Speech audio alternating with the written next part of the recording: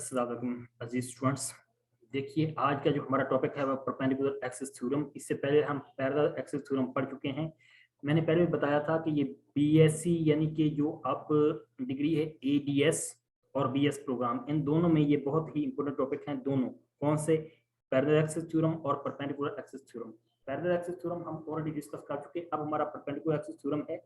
इसकी स्टेटमेंट देखिएगा, the moment of inertia of a plane lamina about an axis perpendicular to lamina is equal to sum of moment of inertia of lamina about two axes at right angle to each other in its own plane intersecting each other at the point where perpendicular axis passes through it। देखिए simple सी बात। तो ये कहते हैं कि हमारे पास एक lamina है। आप ऐसे समझ लीजिए कि ये कोई इरेगुलर शेप की ये एक शीट है। इस पर किसी पॉइंट, कोई हमने पॉइंट लिया है, उस पर परपेंडिकुलर हमने एक एक्सिस ड्रा किया। ये एक एक्सिस हो गया। अब आपने क्या करना है, दो और परपेंडिकुलर एक्सिस ड्रा करने हैं जो एक दूसरे को इंटरसेक्ट करेंगे। कहां पर? जहां पर ये पहले वाला जो परपेंडिकुलर है ये पास कर रहा है, वहां पर ये दो दूसरे परपेंडिकुलर एक्सिस आपस में जो परपेंडिकुलर होंगे वो एक दूसरे को क्या करेंगे, इंटरसेक्ट करेंगे। तो जो इस लैमिना का मोमेंट ऑफ इनर्शिया होगा टोटल आई, वो क्या होगा, वो दोनों परपेंडिकुलर एक्सिस के अबाउट जो मोमेंट ऑफ इनर्शिया है उनके सम के बराबर होगा। Very simple. तो mathematically I is equal to I x और आई वाई होगा। देखिए हम इसको प्रूफ करवाते हैं that O X and O Y be perpendicular axis in the plane of lamina. कोई लैमिना है, उसकी प्लेन में हमारे पास ओ एक्स और ओ वाई दो परपेंडिकुलर एक्सिस हैं। That m1 be the mass of the particle whose position vector is r1 from an axis through o perpendicular to xy plane. अब हमने एक पार्टिकल लिया है मास m का, उसकी पोजीशन वेक्टर r1 है। कहां से? ओरिजिन से। कौन सा ओरिजिन? जहां से परपेंडिकुलर एक्सिस गुजर रहा है उस xy प्लेन के ऊपर। The distance of particle from x-axis is y1 and distance of this particle from y-axis is x1. So moment of inertia of that particle about x-axis is equal to m1 and y1 dash, and moment of inertia of that particle about y-axis is equal to m1 और x1 x। जरा इसे देखिएगा कि उसका ये जो particle है इसका x एक्सिस से डिस्टेंस y1 है और इसका y एक्सिस जो डिस्टेंस है वो x1 है। सो जो हमारे पास अबाउट x एक्सिस इसका मोमेंट ऑफ इनर्शिया है वो m1 y1 स्क्वायर है और अबाउट y एक्सिस जो मोमेंट ऑफ इनर्शिया है वो m1 x1 स्क्वायर है। That will divide the whole lamina into n particles of masses m1 m2 m3 up to mn having position vectors r1 r2 r3 up to rn, so that corresponding distances are y1 y2 y3 up to yn from x-axis and x1 x2 x3 up to xn from the y-axis। अब हमने क्या किया, इसी lamina को हम divide कर देते हैं छोटे छोटे पार्टिकल में जिनका मास m1 m2 m3 है। अब m1 का जैसे डिस्टेंस यहाँ से पोजीशन वेक्टर r1 था तो m2 का क्या होगा, r2 हो जाएगा, m3 का क्या हो जाएगा, r3 हो जाएगा। सो और जो x एक्सिस से डिस्टेंस m1 का y1 था तो m2 का क्या हो जाएगा, y2 एंड सो ऑन। और y एक्सिस से डिस्टेंस x1 था तो ये x1 हो जाएगा, x2 x3 and so on. उसके बाद moment of inertia of lamina, पूरे लैमिना की बात हो रही है। About x axis I x होगा, आई ये हमने एक पार्टिकल फाइंड किया था, अब सारे पार्टिकल का ऐड कर देंगे। m1 y1 square plus m2 y2 स्क्वायर plus plus up to mn और yn स्क्वायर। उसके बाद हमारे पास है moment of inertia of lamina about y axis is equal to I Y is equal to m1 x1 square plus m2 x2 square plus plus up to mn x n square. अब ये वाला जो है ये आई x, इसको हमने summation की form में ऐसे लिखा है, I is equal to 1 to n m i y i square. और इस वाले को जो हमने समेशन की फॉर्म में लिखा है, I Y is equal to 1 to n m i and x i square. अब हमने बात करनी है moment of inertia of lamina about perpendicular axis की, जो थ्रू ओ हमने पास किया था। I is equal to m1 r1 square plus m2 r2 square up to mn और rn square जो है।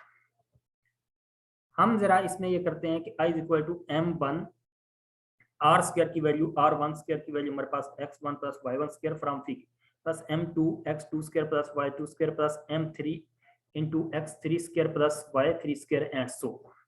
अब हम क्या करते हैं, इसको मल्टीप्लाई करके सिंप्लीफाई करने के बाद हम x वाली टर्म को एक साइड पर लेते हैं और y वाली टर्म्स को एक साइड पर ले लेते हैं। अब ये जो एक्स वाली ये सारी टर्म्स हैं एम एक्स स्क्वायर वाली, इनको हमने समेशन की फॉर्म में ऐसे लिखा है I is equal to 1 to n m i x i square plus I is equal to 1 to n m i y i square. तो ये हमारे पास जो है एक्स के लोग जो है मोमेंट ऑफ इनर्शिया था, और ये वाई वाला एक्स के अबाउट जो है मोमेंट ऑफ इनर्शिया था। तो आई हमारे पास है I x plus I y, that is which we had set to prove. ये वो है जो हमने प्रूव करने के लिए लिख रहे थे। तो ये हमारा जो है ये परपेंडिकुलर एक्सिस थ्योरम है। अब हम इन पैरेलल एक्सिस थ्योरम और परपेंडिकुलर एक्सिस थ्योरम की एप्लीकेशंस की तरफ जाते हैं। तो moment of inertia of disc हम फाइंड करते हैं। Moment of inertia of disc about normal axis. देखिए एक डिस्क है जिसका रेडियस r है और इसका मास जो है वो m है। अब हम क्या करते हैं, इस डिस्क को छोटे छोटे रिंग्स में डिवाइड करते हैं। एक हमारे पास रिंग है जिसका रेडियस x है और इसकी विड्थ क्या है dx है, यही हम लिखेंगे। कंसीडर डिस्क का mass capital M and radius capital R। Consider ring of radius x and width dx। Mass of disc जो है वो क्या है कैपिटल M है। एरिया ऑफ डिस्क है वो पाई r स्क्वायर है। Mass per unit area m over pi r square. अब एरिया ऑफ रिंग जो है वो क्या है 2 pi x and dx। Length into width समझिए, और mass of ring m over pi r square और इसके एरिया से मल्टीप्लाई करते हैं, क्योंकि ये पर यूनिट एरिया थी तो ये एरिया इसका इतना है रिंग का, तो ये इसका मास जो है क्या हो जाएगा unit mass per unit area के साथ एरिया को मल्टीप्लाई कर देंगे। ये हमारे पास आएगा 2mx dx over r square जो है। अब मोमेंट of inertia of ring through normal axis वो क्या होगा, वो ये उसकी मास है और इसका डिस्टेंस जो है वो नॉर्मल एक्सिस से कितना है x है। तो ये 2mx dx over r square ये वाली टर्म आ गई, और इनटू x स्क्वायर। अब ये हमारे पास 2mx cube over r square into dx बनता है। अब मोमेंट ऑफ इनर्शिया ये किसका हो रहा है, बात कर रहे हैं हम रिंग की। अब ये रिंग अगर बढ़ता जाए तो ये बड़ा रिंग कितना हो सकता है, इसका रेडियस हो सकता है रेडियस ऑफ डिस्क के बराबर। तो हम moment of inertia of disc about normal axis को पुट करेंगे, तो हम क्या करेंगे इसी को इंटीग्रेट करेंगे 2m ओवर r स्क्वायर, और x कितना हो सकता है रेडियस ऑफ द रिंग कितना हो सकता है, मिनिमम 0 हो सकता है मैक्सिमम r हो सकता है। इस पर हमने लिमिट अप्लाई कर दी है। पावर रूल के तहत ये x 4 ओवर 4 हो जाएगा, 0 टू r ये लिमिट है, हमने लिमिट अप्लाई की और ये हमारे पास आ जाता है i equal to 1/2 mr square. ये है moment of inertia of disc about normal axis. अब हम फाइंड करते हैं moment of inertia of disc about diameter. Consider two perpendicular diameters AB and CD of the disc. ये AB है diameter इसका, और ये क्या है CD हमारे पास डायमीटर है। अब since all the diameters are symmetric, the moment of inertia of the disk about one diameter is same as that about any other axis। क्योंकि तमाम के तमाम जो डायमीटर हैं वो सिमेट्रिक हैं, एक जैसे होते हैं, तो एक के अबाउट जो मोमेंट ऑफ इनर्शिया होगा दूसरों के अबाउट भी वही होगा। Let I1 and I2 be moments of inertia about diameter AB and CD। Let के AB के अबाउट जो मोमेंट ऑफ इनर्शिया उसका नाम हमने I1 कहते हैं, और CD के अबाउट जो मोमेंट ऑफ इनर्शिया है वो I2 है। According to perpendicular axis theorem जो हमने अभी पढ़ा है I is equal to I1 plus I2। ठीक है, तो इसमें हम देखते हैं कि ये I1 और I2 के बराबर है, तो I2 की जगह भी हमने I1 पुट किया, 2I1 is equal to I2I1 is equal to I की वैल्यू ऊपर हमने फाइंड की है 1/2 mr स्क्वायर। तो यहाँ से I की वैल्यू जो आएगी ये 2 नीचे मल्टीप्लाई हो जाएगा 1/4 mr square, which is moment of inertia of disc about diameter. कोई भी डायमीटर होगा, ये तो एक हमने AB की बात की है, कोई भी डायमीटर इसका लेंगे तो उसका अबाउट मोमेंट ऑफ इनर्शिया है जिसका वो क्या आएगा 1/4 mr स्क्वायर। ठीक है, नेक्स्ट हमारा जो टॉपिक है वो है moment of inertia of bar और रॉड रिजिड यूनिफॉर्म रॉड। तो calculate the moment of inertia of uniform rigid rod और bar about an axis perpendicular to rod and passing through its centre of mass. ये इस वे से question आ सकता है। तो ये कंसीडर कीजिए हमारे पास एक रॉड है जिसकी लेंथ n है, यूनिफॉर्म मास डिस्ट्रीब्यूशन है इसकी, हमने एक कोई एक्सिस दिया है। ठीक है, दैट के इसके लेफ्ट की तरफ जो डिस्टेंस है वो h है, तो बाकी कितना बचा टोटल इसकी लेंथ चूंकि h थी तो इस तरफ हमारे पास बचेगा n minus h। The rod bar is continuous distribution of mass, so its moment of inertia can be determined by integration। Continuous के लिए हम integration यूज करते हैं, discrete के लिए हम लिमिट्स यूज करते हैं या हम समेशन वगैरह यूज करते हैं। That an element of mass dm of the bar और rod having length dx at a distance x from, ये देखिए वो है, एक हमने छोटा सा मैथ दिया है dm, उसकी लेंथ जो है वो dx है और इसका डिस्टेंस फ्रॉम द ओरिजिन या इस एक्सिस से कितना है वो x है, यही हमने यहाँ पर लिख दिया है। The ratio of the mass dm of element to total mass capital M is equal to ratio of the length dx to total length। क्योंकि mass distribution यूनिफॉर्म है तो जो इस छोटे से टुकड़े का टोटल mass के साथ रेशियो होगा वही छोटे से टुकड़े की लेंथ का इसकी टोटल लेंथ से रेशियो होगा। तो यहाँ से हमारे पास dm की वैल्यू आती है m/l into dx। अब मोमेंट ऑफ इनर्शिया का फार्मूला होता है कंटीन्यूअस चार्ज मास डिस्ट्रीब्यूशन के लिए I इक्वल टू इंटीग्रल r स्क्वायर और dm। अब r यहाँ कितना है हमारे पास, ये x है, तो I is equal to minus H, क्योंकि दूसरी तरफ है h अपोजिट साइड पर, तो वो माइनस में है, minus H two L minus H x square, और ये हमने डीएम की वैल्यू यहाँ से ये उठा के पुट कर दी है m/l और dx। ये m/l जो है इसको बाहर ले लिया, minus H two L minus H और ये एक्स स्क्वायर, इस पर हमने लगाया पावर रूट, तो एक्स क्यूब ओवर 3 और ये लोअर लिमिट अपर लिमिट, तो इसमें हमने लिमिट अप्लाई कर दी है। ये देखिए 3 को हम बाहर ले आए और एल माइनस एच इसका क्यूब और माइनस माइनस एच का क्यूब, इसे हमने 1 लिख के छोड़ दिया है।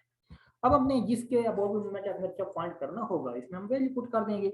अब मोमेंट of inertia through centre is obtained by putting, H को क्या पुट करेंगे l/2 इस इक्वेशन में, इसमें कहाँ पुट करेंगे, अगर हमारे पास ये जो परपेंडिकुलर एक्सिस है ये कहाँ सेंटर में होगा, तो सेंटर में दोनों तरफ जो लेंथ्स आएंगी वो कितनी आएंगी, h/2 आ जाएंगी। तो इसमें h/2 अगर हम पुट करते हैं तो ये देखिए हमारे पास l/2 सॉरी h की जगह l/2 I equal to m/3, ये l minus l/2 cube and minus l/2 का क्यूब, तो ये हमारे पास आता है l/2 का क्यूब और प्लस ये भी l/2 का क्यूब। तो इसको हम सिंप्लीफाई करते हैं, ये l cube over 8 plus l cube over 8, तो ये l क्यूब ओवर 4 आ जाएगा, इससे मल्टीप्लाई होगा तो हमारे पास आएगा I equal to 1/12 ml square, which is the expression of moment of inertia of rod about center of mass, center of mass के about जो moment of inertia of the rod और यूनिफॉर्म बार है उसका क्या है moment of inertia I equal to 1/12 ms square जो है। अब moment of inertia of rod through one end, अगर one end की तरफ जाएंगे तो देखिए one end की तरफ अगर हम जाएंगे तो इसमें हम क्या करेंगे, फिगर में देखिएगा one end, तो हमारा ये जो x होगा ये कहाँ होगा, यहाँ पर, जब यहाँ पर होगा तो यहाँ पर होने से ये आपका h जो है ये 0 हो जाएगा। तो इक्वेशन नंबर जो 1 हमने लिखी थी उसमें हम क्या करेंगे, हम उस इक्वेशन नंबर 1 में h को 0 पुट कर देंगे। जब h को हमने ये देखिए 0 पुट किया तो हमारे पास ये l क्यूब रह गया, ये 0 हो गया, तो ये l क्यूब और ये एक पावर इसकी कैंसिल आउट हो जाएगी, बाकी बचेगा I equal 1/3 ml square, which is expression for moment of inertia of rod or bar through one end के थ्रू जो मोमेंट ऑफ इनर्शिया उसका फार्मूला ये है I equal to 1/3 ml square. ठीक है जी, तो इंशाल्लाह नेक्स्ट वीडियो के साथ फिर हाजिर होंगे। अगर आपको कोई मसला हो, कोई क्यूरी हो तो आप इस नंबर को मुझसे रब्ता कर सकते हैं। तो देखते रहिए हमारा YouTube channel easy physics by Kamruzzaman Qamar. किसी क्यूरी के फॉर्म में हाजिर होंगे एक और वीडियो के साथ, तब तक के लिए खुदा हाफिज़।